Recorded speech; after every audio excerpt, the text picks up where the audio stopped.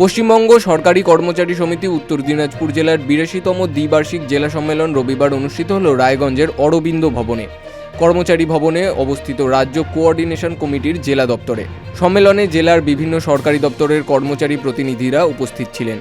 সংগঠনের পক্ষ থেকে জানানো হয়, সরকারি কর্মচারীদের বেতন কাঠামো, পদোন্নতি, কর্মপরিস্থিতির উন্নতি, ন্যায্য অধিকার আদায় সহ একাধিক গুরুত্বপূর্ণ বিষয় নিয়ে বিস্তারিত আলোচনা হয়। পাশাপাশি কেন্দ্র ও রাজ্য সরকারের নীতির প্রভাব এবং কর্মচারী স্বার্থ সংক্রান্ত বিভিন্ন দাবি দাওয়া তুলে ধরা হয়।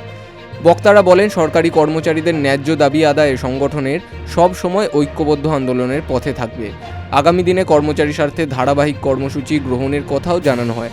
সম্মেলনের শেষে নতুন জেলা কমিটি গঠন ও ভবিষ্যৎ পরিকল্পনা ঘোষণা করা হয়। আপনারা ইতিমধ্যে জানেন যে আমাদের প্রিয় সমিতির ৮২তম জেলা সম্মেলন আজকে আমাদের অরবিন্দ ভবন সমিতি দপ্তরে অনুষ্ঠিত হচ্ছে এবং এই সম্মেলনকে কেন্দ্র করেই ইতিমধ্যে আমরা রায়গঞ্জের বুকে একটা ছোট্ট করে বর্ণাঢ্য মিছিল আমরা সংগঠিত করলাম এবং সংগঠিত করার মধ্য দিয়ে রক্ত পতাকা উত্তোলনের মধ্য দিয়ে আমরা আজকে মূল মঞ্চে প্রবেশ করেছি। এবং ইতিমধ্যে আপনারা জানেন যে রাজ্য প্রশাসনের সর্ববৃহৎ সংগঠন হিসাবে এবং কর্মচারী হিসাবেও আমরা প্রশাসনের অভ্যন্তরে আছি এবং দীর্ঘদিন থেকে প্রশাসনের অভ্যন্তরে থাকার পরেও আমাদের যে পাওনা গণ্ডার প্রশ্নে দীর্ঘদিন থেকে আমাদের প্রশাসনের বিরুদ্ধে লড়াই করতে হচ্ছে।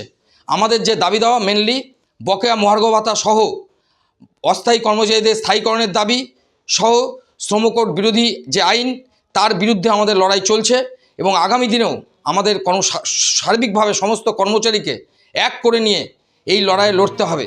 রায়গঞ্জ থেকে রামকৃষ্ণ দাসের রিপোর্ট, বিগ নিউজ বাংলা।